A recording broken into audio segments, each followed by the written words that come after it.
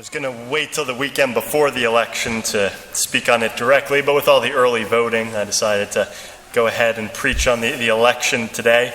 If anyone thought I wouldn't say anything about the election, you probably don't know me very well. But in today's bulletin, there is a voter's guide for serious Catholics from Catholic Answers. It's very thorough, very concise. So take that home, read it, study it, and make sure you study that before you go out and cast your vote. Some people say that religion should stay out of politics, or you should keep politics off the pulpit. But I would say that's very un-American. Because the way our system is supposed to work is that religion and morality is supposed to form people's consciences so that they can select leaders that are moral and will uphold the common good. Imagine for a second if we said we don't want our government bound by any morality. We want them to be completely immoral. Imagine on one hand how crazy that sounds, and on the other hand how dangerous that would be for a society. So there's an obligation for religion to inform people's consciences. And from a Christian perspective, as your pastor, it's my responsibility before God to speak to you the truth. So one day I'll have to stand before Christ and give an account for my ministry, and there's certain things that a priest must speak out on. And so I would be failing you as your pastor if I didn't speak the truth. Some people worry that elections can be divisive. They can bring up divisions within the churches so they feel uncomfortable bringing up topics like that. But I would say elections shouldn't be divisive. If we're all followers of Christ and we all accept Christ's teachings, we should have the same fundamental beliefs and the same fundamental values. And those same values, those common values, should inform how we approach the election. So an election should not be something that divides us, but something that unites us behind common principles. Nothing that I say today should be controversial, simply the teachings of the church. And so if we find ourselves not in accord with these, perhaps there's some conscience formation that needs to go on within our consciences. When we look at the election, there's a lot of different issues that have moral implications. Our foreign policy and how we're approaching Syria and Iraq, immigration and how we deal with the chaos that's bringing in the Southwest and throughout our nation, tax policy. There's all sorts of different issues that have moral implications. And Catholics can have different views on what the best course of action is for many of those issues. There's a lot of gray areas. The principles we hold in common: respect for the sacredness of life, respect for human dignity, but which policy is going to best deal with the immigration policy problem? Which policy is best for the tax code? People with well-formed consciences can disagree about those issues and still be in good standing with the church. A parishioner could even disagree with their priest or their bishop on issues like that. Not on the fundamental principles, but on specific legislation or specific approaches. Two people could side in different places and still be perfectly in good standing with the church. But there's other issues that are so clear and so black and white that there's no room for debate. The church calls these objective moral evils. There's certain things that are so contrary to the will of God and so intrinsically evil that no Christian could stay in communion with God and uphold or support those things. There's 5 objective moral evils listed on the voter's guide from Catholic Answers. So read those and memorize those 5 before you go out and vote. But to give an example that'll help bring this home, I'll give an extreme example.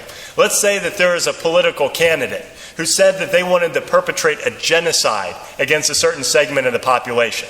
They said, I want to butcher 100,000 people a year, every year that I'm in office. But they had a really nice tax cut for the middle class. I kind of like the tax cut. Can you vote for that person?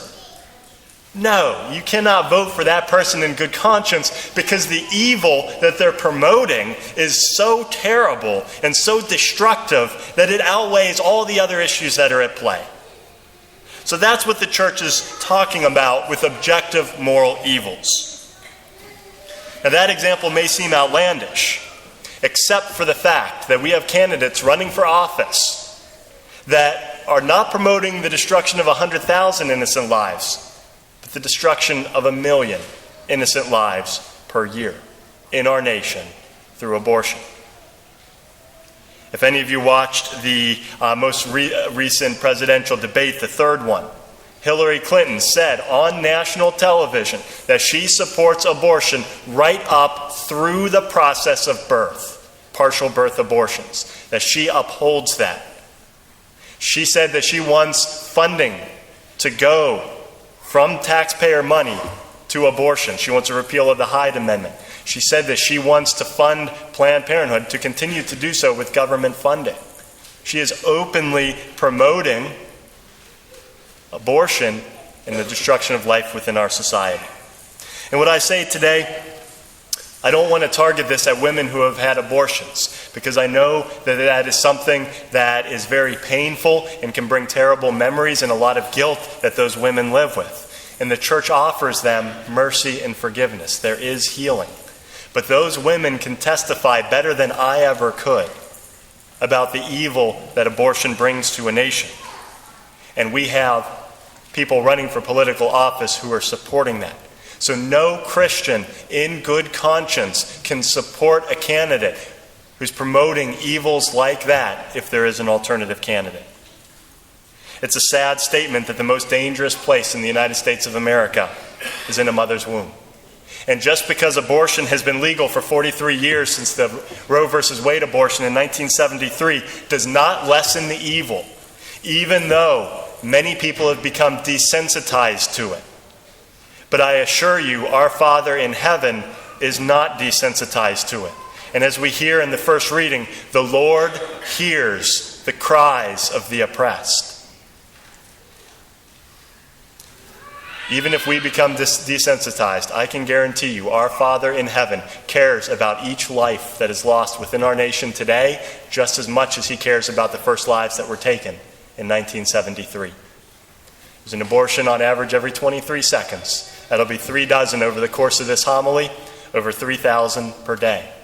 So the scale of this evil is horrific. And so, because this is an objective moral evil and something that is so pervasive within our society, no Catholic can vote for a pro-abortion candidate and stay in good standing with God and the church if there is an alternative, even if that alternative candidate has moral flaws. Keep in mind that when we select a candidate, we're not just voting for a personality. We're voting for someone who's promoting an agenda and policy. And especially with the president, we're voting for someone who's going to appoint Supreme Court justices, federal judges, and heads of different departments of the government. And so we have to look at who politicians are surrounding themselves with, in addition to individual politicians. If a Catholic votes for a pro-abortion candidate or anyone, can that endanger their salvation? Yes, absolutely. It can rise to the level of a mortal sin. Why is that? Because it's cooperation with evil. By casting a vote for a pro-abortion candidate, if that candidate is promoting abortion and an individual helps to put that candidate in power, then the person who voted for them bears the moral responsibility of what that candidate will do when they're in office.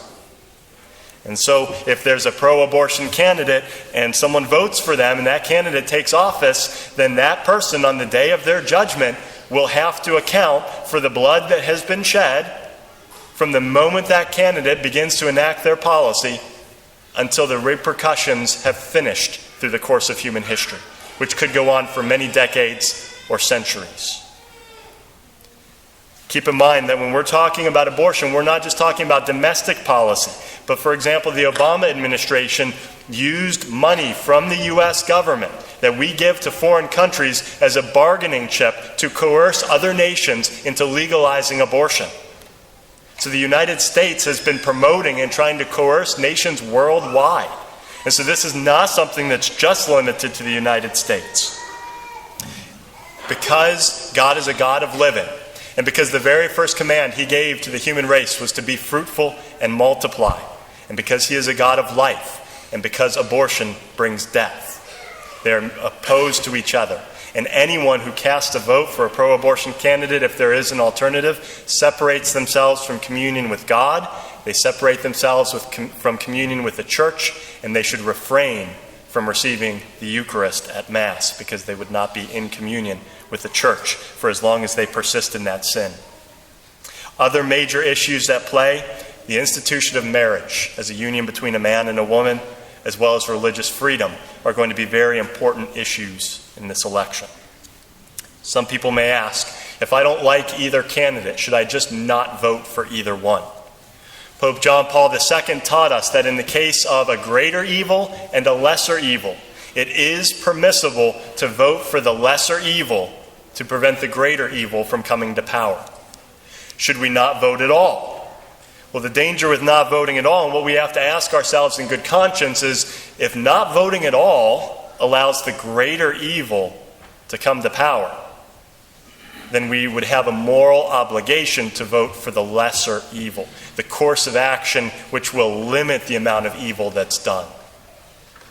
So keep that in mind as you address the issue, should I just not vote at all, or should I vote for the lesser evil? Take the course of action that will limit the evil to our nation. Someone asked me, should I vote for a candidate because they're Catholic? No, don't do that. Just because someone is baptized Catholic does not mean they're living in accord with Catholic teaching and going to uphold the values that we hold to be as sacred. For example, Tim Kaine was baptized as a Catholic. He has a 100% rating from NARAL. NARAL is a pro-abortion group that evaluates candidates. You could not have someone more supportive of abortion than Tim Kaine. He is their perfect, ideal candidate. So do not just look at whether someone's baptized Catholic. Look at whether they are living the Catholic faith and whether the values that they're promoting are in accord with proper morality. Perhaps one of the failures of our nation's democracy is that the most innocent among us have no voice and they get no vote. So if you're wondering and you're wavering as to who to vote for in the upcoming elections, if you're in doubt, then what I would encourage you to do is side with the most innocent and vulnerable among us. When you go to the elections and cast your vote, make your vote a vote that will stand for those who cannot vote for themselves and who have no voice in our government. Let your vote be their voice. And imagine for a second if for one election, every Catholic, just the Catholics in this nation, would vote with a properly formed conscience and uphold the sanctity of human life. In a single election, Roe versus Wade could be reversed. If Catholics, just Catholics, would vote with a well-formed conscience. And so I encourage you, study the voter's guide, form your conscience as well, and cast your vote for those who have no voice.